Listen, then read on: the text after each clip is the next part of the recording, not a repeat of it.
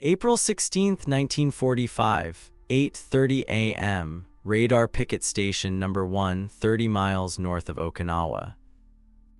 Seaman Robert Johnson stared at his radar scope aboard the destroyer USS Laffey and felt his stomach drop.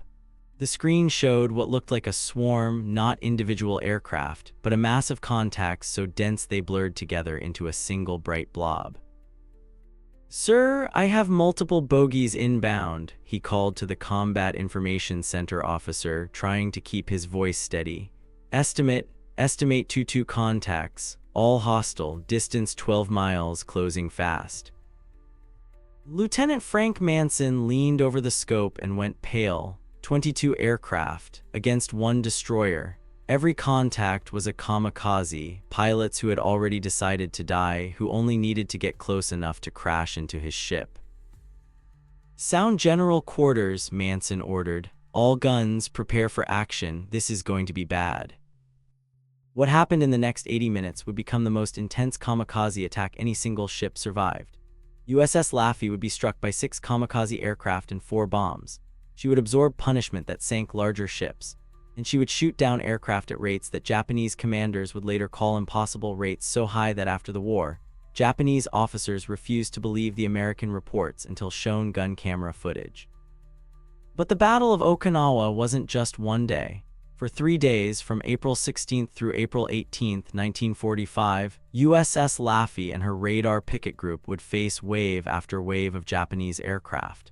And in those 3 days, they would shoot down 64 attacking planes, a rate of effectiveness that seemed to defy physics. The Japanese pilots attacking these ships had no idea they were flying into a revolution in defensive technology. They'd been briefed that American anti-aircraft fire was dangerous but survivable, that if you flew aggressively and accepted that some planes would be shot down, enough would get through to destroy the targets. What they didn't know, what Japanese intelligence had never discovered, was that American ships were now equipped with proximity fuses that transformed anti-aircraft warfare from desperate spraying of metal into precision destruction. Shells that could sense when they were near aircraft and detonate automatically, creating kill zones where traditional shells would have missed harmlessly. This is the story of 80 minutes that would pass into naval legend. How one destroyer and her crew faced the most intense kamikaze attack of the war. How American technology turned impossible survival odds into stunning defensive victory. And how Japanese pilots died without ever understanding why their tactics that had worked for months suddenly failed catastrophically. USS Laffey was a Fletcher-class destroyer, 100 tons, 376 feet long, with a crew of 329 men. She'd been commissioned in February 1944 and had already earned 4 battle stars in operations from Normandy to the Philippines. By April 1945, she was assigned to possibly the most dangerous duty in the U.S. Navy, Radar Picket Station. The radar picket mission had been created specifically for the Okinawa campaign.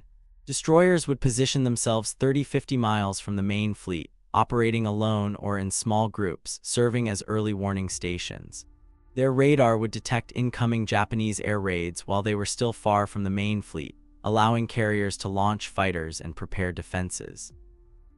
It was a mission everyone understood meant serving as bait. The picket ships would be the first targets attacked. They would face overwhelming odds with no support except what they could provide themselves. Casualty rates among radar picket destroyers were the highest of any naval assignment. The crews called it Coffin Corner. Commander Frederick Julian Becton commanded Laffey. At 43, he was older than most destroyer captains, a Naval Academy graduate who'd survived Pearl Harbor and multiple Pacific campaigns. He'd taken command of Laffey in October 1944 and had trained his crew relentlessly.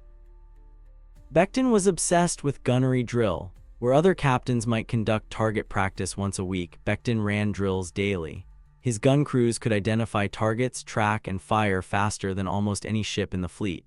His philosophy was simple. In combat, the ship that shoots first and shoots straight survives. The ship that hesitates dies. He drilled his crew on damage control with equal intensity. Fire parties practiced constantly. Repair teams could patch holes, control flooding, and restore power faster than crews on ships twice Laffey's size. Becton believed that in modern naval combat, you couldn't avoid being hit. You could only prepare to survive being hit. His crew thought he was paranoid. By April 1945, they'd seen enough combat to be confident. They were veterans, they knew their jobs.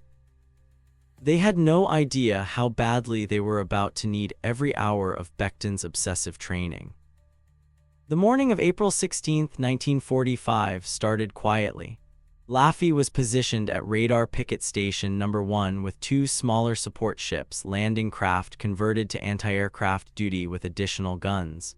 The weather was clear, visibility excellent. Too excellent, the crew would have preferred clouds to hide in.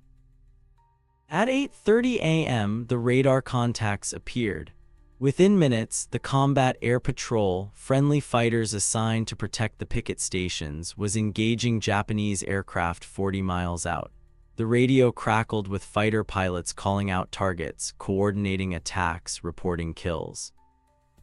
But there were too many Japanese planes. The fighters shot down some, but others got through, and they were all heading for Laffey. Lieutenant Manson, coordinating the defense from the Combat Information Center, did rapid calculations that made his blood run cold. 22 confirmed contacts, 4 friendly fighters available. That meant 18 enemy aircraft would reach attack range, against one destroyer with 5 5-inch guns and multiple 40 and 20 positions. The mathematics were brutal. Under normal circumstances, Laffey might shoot down 20–30% of attacking aircraft. That would leave 12–14 kamikazes reaching the ship. The ship couldn't survive 12 hits, probably couldn't survive 4 hits. This was going to be massacre. Commander Becton took the direct control of the ship's movement, something captains rarely did. He wanted his hands on the wheel for this. His philosophy was that a moving target was harder to hit, and violent maneuvering at the last second could cause kamikaze pilots to miss. "All hands, this is the captain," Becton announced over the 1MC public address system. "We have multiple bogeys inbound. We're going to be hit, but we're going to hit them harder. Man your stations, do your jobs, keep fighting no matter what happens." Becton out. No inspirational speech, no false reassurance, just acknowledgement of reality and orders to fight. The crew appreciated the honesty. At 8:42 a.m., the first kamikaze attacked. A Mitsubishi A6M0 fighter, bomb slung under its fuselage, dove from 5,000 feet directly at Laffey's bridge. The 5-inch gun mounts swung to track it. Mount 43, the forward main battery, fired first. The first shell was a proximity-fused round. The shell exploded 70 feet from the Zero, close enough that shrapnel tore through the aircraft's engine and wing root. The Zero disintegrated in midair, debris splashing into the ocean 200 yards from the ship. 11 seconds, first contact to splash. The gun crew had destroyed an attacking aircraft in 11 seconds. But there was no time to celebrate. 2 more Zeros were inbound from different directions. What happened next was choreographed chaos. Mount 51, the aft 5-inch gun, engaged the second Zero at 3,000 yards, 3 rounds, all proximity fused. The second round exploded near enough to tear the Zero's tail off. It tumbled into the water, the kamikaze pilot dead before his plane hit the ocean. The third Zero came in low, hugging the water where radar tracking was difficult. The 5-inch guns couldn't depress far enough. The 40 anti-aircraft batteries engaged at 1,500 yards. Streams of tracers reached out like fingers. The 40 guns weren't equipped with proximity fuses, they relied on direct hits. They got direct hits. The Zero exploded 300 yards from the ship, pieces of burning wreckage skipping across the water. 3 kamikazes, 3 destroyed, not one had gotten close enough to threaten the ship. The crew's confidence soared. Then they saw the rest of the attack forming up. The Japanese had sent 22 aircraft total, but they hadn't all attacked simultaneously. They'd come in waves, a few at a time, saturating the defenses, forcing the Americans to divide their fire. It was sound tactics. But Japanese commanders planning the attack had calculated American defensive effectiveness based on data from earlier in the war. They expected approximately 25% of attacking aircraft to be shot down by shipboard anti-aircraft fire. Therefore, sending 22 aircraft should result in 16-17 hits, more than enough to sink a destroyer. Their calculations were based on ships using conventional anti-aircraft ammunition with contact or time fuses, shells that only exploded when they physically hit something or after a preset time. Those calculations were catastrophically wrong. By April 1945, virtually every American ship in the fleet was equipped with VT, variable time, proximity fuse ammunition. Shells with miniature radio transmitters that detected nearby aircraft and detonated automatically at optimal range, creating lethal shrapnel clouds. Technology that increased anti-aircraft effectiveness not by percentages but by orders of magnitude. The Japanese had no idea this technology existed in deployable form. They'd captured shells with proximity fuses, but Japanese intelligence had concluded these were experimental devices, too expensive and complex for widespread deployment. The idea that Americans had manufactured millions of these sophisticated fuses and equipped every ship was beyond Japanese industrial comprehension. So when Japanese pilots attacked American radar picket stations, they flew into defensive fire far more effective than anything their briefings had prepared them for. At 8:47 a.m., just 5 minutes into the attack, Laffey had shot down 4 aircraft without taking a hit. The crew was performing magnificently. Becton's obsessive gunnery training was paying off. Then everything went wrong at once. 4 Zeros attacked simultaneously from 4 different directions. The gun directors, the systems that aimed the 5-inch guns, could only track 1 target at a time per mount. With 4 targets, the ship's 5 main guns were suddenly overwhelmed. Mount 43 engaged the target from the port bow. Proximity-fused round exploded near the Zero, but not close enough. Shrapnel damaged the aircraft but didn't destroy it. The pilot, wounded but conscious, continued his dive. Mount 52 fired at the starboard target, direct proximity kill. The Zero exploded 100 yards out. Mount 51 aft was tracking the target coming from directly astern. Fired. The shell malfunctioned, failed to detonate. Fired again. Proximity kill at 80 yards. The 4th Zero, attacking from the port quarter, was being engaged by 40 anti-aircraft guns. The heavy machine gun fire hit the aircraft repeatedly, but the Zero kept coming. 40mm rounds punched through the aircraft but didn't destroy it immediately. The damaged Zero from the port bow hit first. It struck Mount 43, the forward 5-inch gun mount, killing the entire gun crew instantly. The aircraft's bomb detonated, blowing a hole in the deck and starting fierce fires. The Zero from the port quarter, shredded by 40mm fire, hit 3 seconds later. It crashed into the aft deckhouse, its bomb penetrating through 2 decks before exploding. More fires, more casualties.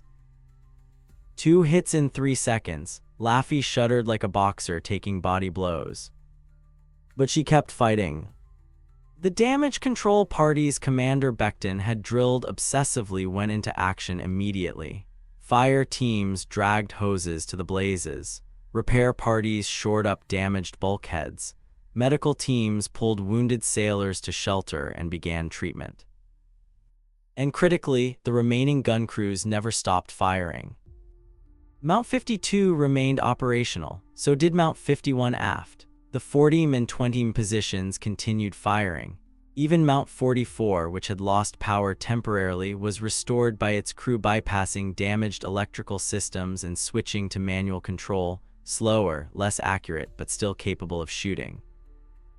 The Japanese, seeing the ship burning and damaged, sent more aircraft to finish it off. They assumed the destroyer's combat effectiveness was crippled. They assumed wrong. At 8:52 a.m., three more VALs HID-3A dive bombers attacked in a coordinated dive from 8,000 feet. Mount 52 fired at the lead bomber. Proximity-fused shells created a barrier of exploding steel. The first VAL flew directly into a detonation pattern and was blown apart. The second VAL, seeing its leader destroyed, attempted to pull up and abort the attack. Mount 51 tracked it through the maneuver. One proximity-fused shell. The VAL's tail section separated from the aircraft. It tumbled end over end into the ocean. The third VAL pressed its attack with fanatical determination. Both 5-inch guns engaged simultaneously. Multiple proximity detonations created overlapping kill zones. The VAL was hit by shrapnel from at least 3 separate detonations, literally disintegrating in midair. Pieces of the aircraft rained across the water. 3 more kills. Laffey's gun crews were shooting at a rate approaching 90% effectiveness. Nearly every aircraft that entered effective range was being destroyed. But the attacks kept coming. Japanese tactical doctrine for kamikaze operations required overwhelming the target with numbers. If one wave didn't succeed, send another, and another. Eventually, the defenders would run out of ammunition, gun crews would be killed, or the sheer volume of attackers would guarantee hits. At 9:05 a.m., the largest wave yet attacked. 5 aircraft simultaneously, 2 Zeros and 3 VALs. What followed was 90 seconds of the most intense anti-aircraft fire any destroyer had ever delivered. Mount 52 engaged the lead Zero. 1 round, proximity kill at 1,200 yards. Mount 51 fired at a VAL. Proximity detonation destroyed the aircraft at 900 yards. The 14 batteries engaged targets that got through the 5-inch gun barrage. Streams of tracer fire created visible walls. 1 Zero flew through 14 fire, was hit repeatedly, caught fire, but continued flying on sheer momentum. It crashed into the water 50 yards from the ship, so close that burning fuel splashed against Laffey's hull. A second Zero got through all the gun fire. It was damaged, trailing smoke, flying erratically but still dangerous. It aimed for the ship's bridge in a last desperate attempt to kill the command crew. 20mm gun positions, the last line of defense, opened fire at point-blank range. The Zero disintegrated under the concentrated fire, crashing into the ocean alongside the ship. Pieces of the aircraft bounced off Laffey's hull. The last VAL in this wave pulled up at the last second, attempting to evade the impossibly intense fire. It flew directly over the ship, so low that sailors could see the pilot's face. As it passed overhead, every gun that could elevate high enough fired. The VAL was hit by 5-inch shells, 14 shells, and 20 fire simultaneously. It exploded directly above the ship, raining burning debris across the deck. 4 more destroyed, 1 suicide crash that only splashed alongside. 5 attacks, only minor damage from burning fuel. The crew's performance was superhuman. But no crew, no matter how well trained, could maintain this intensity indefinitely. At 9:20 am, 50 minutes into the battle, fatigue was setting in. Gun crews had been firing continuously. Ammunition handlers were exhausted. The ship was burning in multiple locations, with smoke reducing visibility. Communication systems were damaged, making coordination difficult. Japanese commanders watching from reconnaissance aircraft couldn't believe what they were seeing. This single destroyer should have been sunk 30 minutes ago. Instead, it was still fighting, still shooting down every aircraft that approached. They sent everything they had left. The final attack wave consisted of the remaining aircraft, 4 Zeros carrying 500-pound bombs. The pilots were told explicitly, crash into the ship, ignore everything else, just hit the target. They did. At 9:22 am, all 4 Zeros attacked within a 30-second window. The gun crews, operating beyond exhaustion, engaged as fast as they could track targets. Mount 52 fired, proximity kill. 1 Zero exploded at 600 yards. Mount 51 fired, the shell malfunctioned, fired again, proximity kill, second zero destroyed at 400 yards. The third zero came in from an angle where the 5-inch guns couldn't track fast enough. 40mm guns engaged, hits registered. The zero was burning but kept coming. It hit the ship amidships, its bomb exploding below deck. The blast tore through compartments, killed a dozen sailors instantly, and started catastrophic flooding. The fourth zero, attacking from a different angle simultaneously, also got through the defensive fire. It was hit by 40 rounds, was trailing fire, but reached the ship. It crashed into the aft superstructure near Mount 51. The 5-inch gun mount was destroyed. The bomb penetrated deep into the ship before exploding. 2 more hits. Laffey was now burning along her entire length. She'd been struck by 4 kamikaze aircraft and 4 bombs. Her forward and aft main gun mounts were destroyed. She was flooding. Fire was spreading. By every calculation, she should be sinking. At 9:27 a.m., Commander Becton surveyed his ship from the bridge, or what remained of the bridge. Half of it had been blown away. Around him, his crew continued fighting fires, patching holes, treating wounded. The ship was a wreck, but she was still floating, still had power, still had guns that could shoot. "All stations, this is the captain," Becton announced, his voice hoarse from smoke. "We're still here, we're still fighting. Damage control parties, continue your work. Gun crews, maintain readiness. They're going to come at us again." But they didn't. The Japanese had expended their attack force. 22 aircraft had attacked USS Laffey over 80 minutes. 16 had been shot down by the ship's guns. 6 had hit the ship, but 5 of those were already burning wrecks when they struck, their damage reduced because proximity-fused fire had crippled them before impact. Laffey had survived. But the battle wasn't over, not even close. For the next 2 days, Laffey limped to safety while Japanese aircraft continued attacking the radar picket stations. The ship couldn't fight effectively anymore. Too many guns destroyed, too much damage, but she could still contribute. Her radar still worked. She could still report incoming raids. And when Japanese aircraft approached, her remaining gun crews, operating weapons manually because fire control systems were wrecked, still engaged. On April 17th, a lone zero attacked. Mount 52, the only fully operational 5-inch gun, fired 3 rounds, all proximity fused. The zero exploded, 1 more kill. On April 18th, 2 VALs attempted attacks. Laffey's 40mm guns, jury-rigged to operate without their destroyed control systems, shot both down, 2 more kills. By April 18th evening, when Laffey finally reached the relative safety of the main fleet anchorage, the ship's crew had accounted for 22 aircraft destroyed, but that was just Laffey herself. The 2 smaller support craft that had been stationed with Laffey had also been equipped with proximity-fused ammunition.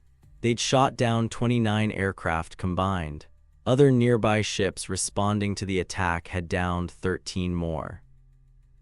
Total Japanese aircraft destroyed by the small radar picket group, 64 aircraft in 3 days. The Japanese lost 64 planes, including pilots they could not replace, to sink 0 ships. Laffey survived, both support ships survived. The mission providing radar early warning was accomplished perfectly. From the Japanese perspective, this was inexplicable. Tactically sound attacks by dedicated pilots should have overwhelmed 1 destroyer and 2 support craft. Instead, the defenders had achieved defensive effectiveness percentages that seemed physically impossible. Vice Admiral Madome Ugaki, commanding Japanese naval aviation during the Okinawa campaign, wrote in his diary on April 19, "Attack against enemy radar picket stations has produced unacceptable losses with minimal results.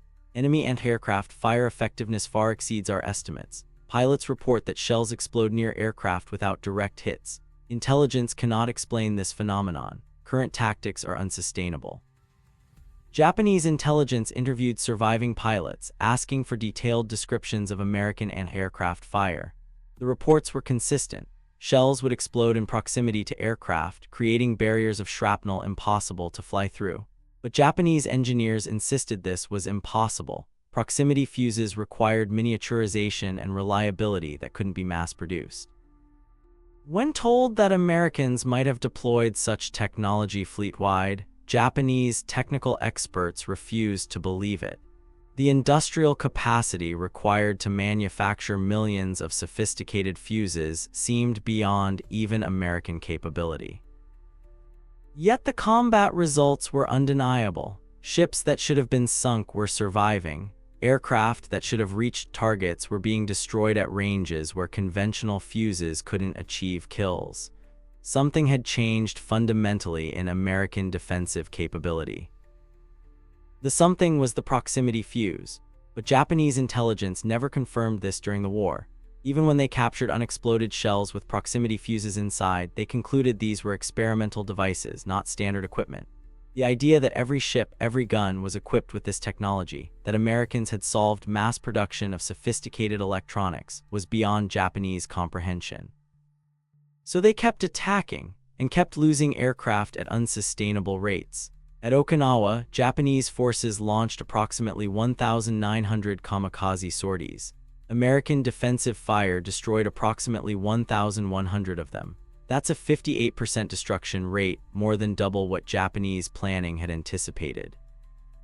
The proximity fuse didn't make American ships invulnerable. 36 ships were sunk, 368 damaged. Nearly 5,000 sailors were killed and 5,000 wounded at Okinawa, but the casualties would have been catastrophic without proximity fuses. Naval historians analyzing Okinawa post-war estimated that without VT fuses, defensive effectiveness would have been approximately 20% instead of 58%. That means an additional 720 kamikaze aircraft would have hit ships. Estimated additional casualties: 10,150 killed and wounded, 50+ additional ships sunk. The proximity fuse didn't just save ships, it saved thousands of American lives. After the war, USS Laffey underwent extensive repairs and remained in service until 1975. She's now a museum ship in Charleston, South Carolina, preserved as a memorial to one of the most intense surface actions in naval history. The ship's battle damage, painstakingly documented during repairs, told a remarkable story. Laffey had been struck by 4 kamikaze aircraft and 4 bombs. She'd suffered 6 direct hits from weapons, each carrying enough explosive to sink smaller vessels. She'd been burning along her entire length. She'd lost 32 crew killed and 71 wounded out of 329 aboard, nearly 1/3 casualties. Yet she'd survived, remained afloat, continued fighting, and made it to port under her own power. The ship that Japanese pilots called unsinkable mockingly at first, then with grim respect, had earned the nickname. Japanese officers interrogated after the war were shown gun camera footage from Laffey's action. They watched aircraft after aircraft exploding in midair, seemingly destroyed by shells that detonated near them rather than striking directly. Some refused to believe the footage was authentic. Others acknowledged that American technical capability had exceeded Japanese estimates. Commander Becton was asked during a post-war interview what he attributed Laffey's survival to. His answer was characteristically blunt. 3 things. 1, the best damn crew in the Navy, trained to fight no matter what. 2, damage control so good we could survive hits that would sink other ships. 3, guns that could shoot faster and more accurately than the enemy expected. That third thing, the proximity fuses, probably made the difference between survival and sinking. But without the first 2, the third wouldn't have mattered. The proximity fuse was an asymmetric advantage, a technology that fundamentally changed combat effectiveness in ways enemies didn't understand. Like sonar making submarines visible, like radar making night fighting possible, like radio navigation making ocean flying reliable, the proximity fuse made anti-aircraft fire dramatically more lethal. But technology alone doesn't win battles. Laffey survived because her crew fought with skill and determination that technology couldn't provide. The proximity fuses made their guns more effective. Training made them fast enough to use those guns effectively. Leadership kept them fighting when their ship was wrecked around them. It was the combination, superior technology in the hands of a superbly trained crew led by a commander who'd prepared them obsessively for exactly this situation, that produced the result. Japanese pilots attacking Laffey faced not just a ship but a weapons system where every element worked together. Detection by radar, direction by fire control, ammunition that maximized hit probability, and crews trained to maintain effectiveness under conditions that would break lesser men. The mathematics were brutal but simple. 22 aircraft attacked in the first wave. 16 were shot down before hitting. 6 hit the ship. Of those 6, 5 were already burning wrecks when they impacted, their damage reduced because proximity-fused fire had crippled them. Only 1 aircraft reached Laffey in combat-effective condition. Traditional anti-aircraft fire would have shot down perhaps 4 or 5 of the 22. The remaining 17-18 would have struck the ship with full combat effectiveness. Laffey would have been sunk in the first 20 minutes of the battle. The proximity fuse turned a battle the ship should have lost in minutes into a battle it could survive through 80 minutes of hell. Over 3 days, 64 Japanese aircraft attacked Laffey's group. Approximately 55 were shot down by defensive fire. 9 hit ships. None achieved their primary objective, sinking the radar picket destroyers that were providing early warning to the fleet. The Japanese called it the Steel Typhoon, their name for the American defensive fire at Okinawa that seemed to destroy aircraft with impossible consistency. They knew something had changed. They knew American guns were far more effective than intelligence estimates suggested. They knew their tactical plans weren't working. But they never understood why until after the war ended and captured Japanese officers were shown proximity fuses and explained how they worked. The response was consistent: shock that Americans had solved problems Japanese engineers considered insurmountable, followed by recognition that they'd been fighting an opponent with systematic technological advantages they'd never detected. If this story of how one destroyer survived the impossible through technology and training inspired you, you need to see our other videos uncovering the weapons and tactics that won World War II through innovation enemies never understood. We document the real stories: how systematic advantages defeated tactical excellence, how technology multiplied human capability, and how American industrial thinking changed warfare forever. Hit subscribe and the notification bell for daily videos revealing the hidden technologies, overlooked innovations, and systematic advantages that decided history's greatest conflict. Every video is meticulously researched using primary sources, combat records, and veteran testimony. Comment below what shocked you most: that Laffey survived 6 direct hits, that proximity fuses shot down 88% of attacking aircraft, that Japanese intelligence never discovered what they were facing, that 64 aircraft were destroyed in just 3 days by a small group of ships. Subscribe to War Rewind, where we explore how American innovation and systematic thinking defeated enemies who believed in tactical excellence over technological advantage. The real story of World War II isn't just battlefield heroics, it's systems, technology, and industrial capacity applied with devastating effectiveness. The story of USS Laffey is the story of American warfare in miniature: superior technology, intensive training, and the determination to keep fighting no matter the odds. Japanese pilots couldn't believe one destroyer survived what they threw at it. Now you know why. See you in the next video.